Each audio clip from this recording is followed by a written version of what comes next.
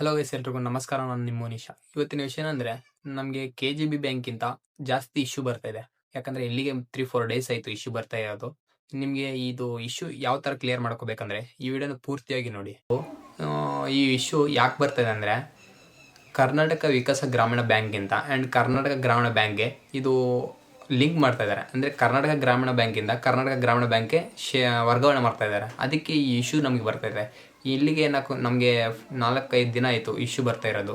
ಇಲ್ಲಿಂದ ನಮಗೆ ಅದು ಆ್ಯಕ್ಟಿವೇಟ್ ಆಗಬೇಕಂದ್ರೆ ನಾನೊಂದು ಟಿಪ್ಸ್ ಹೇಳ್ತೀನಿ. ಅದನ್ನು ಟಿಪ್ಸ್ ಏನಂದರೆ, ಇದು ಫೋನ್ಪೇಯಲ್ಲಿ ಹೋಗಿ ನಮ್ಮ ಪ್ರೊಫೈಲ್ ಓಪನ್ ಮಾಡಬೇಕು. ಪ್ರೊಫೈಲ್ ಓಪನ್ ಮಾಡಿದ್ಮೇಲೆ ನಮ್ಮ ಮ್ಯಾನೇಜ್ ಅಕೌಂಟ್ಸ್ ಅಂತ ಇರುತ್ತೆ. QR ಕೆಳಗಡೆ ಮ್ಯಾನೇಜ್ ಅಕೌಂಟ್ಸ್ ಅಂತ ಇರುತ್ತೆ. ಅಕೌಂಟ್ಸ್ ಓಪನ್ ಮಾಡಿದ್ಮೇಲೆ ಬ್ಯಾಂಕ್ಸ್ ಅಂತ ಬರುತ್ತೆ ತೆಳಗೆ ಲೆಫ್ಟ್ ಸೈಡ್. ಆ್ಯಂಡ್ ಫಸ್ಟ್ ಬರುತ್ತೆ left banks, UPI and banks ಅಂತ ಬರುತ್ತೆ. ಅದನ್ನು ಕ್ಲಿಕ್ ಮಾಡಿದ್ಮೇಲೆ ನಮ್ಮ ಅಕೌಂಟ್ ನಾವಾಗಿ ಅನ್ಲಿಂಕ್ ಮಾಡಬೇಕು. ಆದರೆ ಅನ್ಲಿಂಕ್ ಆಗಲಿಲ್ಲ ಅಂದರೆ ಅದು ಇನ್ನೂ ಕೆಲಸ ಮಾಡ್ತಿದ್ದಾರೆ ಅಂತ, ಅಂದರೆ ಪ್ರೊಸೆಸಿಂಗ್ ಇನ್ನೂ ನಡೀತಾ ಇದೆ ಅಂತ ಅರ್ಥ. ಇದು ಇನ್ನೂ ಇಶ್ಯೂ ಕ್ಲಿಯರ್ ಆಗಬೇಕಂದ್ರೆ 1 to 2 ಡೇಸಲ್ಲಿ ಕೂಡ ಕ್ಲಿಯರ್ ಆಗುತ್ತೆ ಅಂತ ಹೇಳಿದ್ದಾರೆ.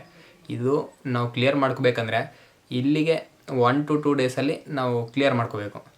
ನಿಮ್ಮ ಫ್ರೆಂಡ್ಸ್ಗೆ KGB ಬ್ಯಾಂಕ್ ಇರೋ ಪ್ರತಿಯೊಬ್ಬ ಅಕೌಂಟ್ ಫ್ರೆಂಡ್ಸ್ಗೆ ಈ ವಿಡಿಯೋನ ಶೇರ್ ಮಾಡಿ. ಯಾಕಂದರೆ ಅವ್ರಿಗೂ ಗೊತ್ತಿರಲ್ಲ ಯಾವ ಥರ ಇದೆ, ಎದಕ್ಕಿದೆ, ಏನಕ್ಕೋಸ್ಕರ ಇದೆ ಅಂತ. ವಿಡಿಯೋ ಇಷ್ಟ ಆದರೆ ಲೈಕ್ ಆ್ಯಂಡ್ ಫಾಲೋ ಹೊಡೀರಿ. ಯಾಕಂದರೆ ಇನ್ನಿತರ ಕಂಟೆಂಟ್ಸ್ಗಳಿಗೆ ನಿಮ್ಮ ಮುಂದಿರುತ್ತೆ.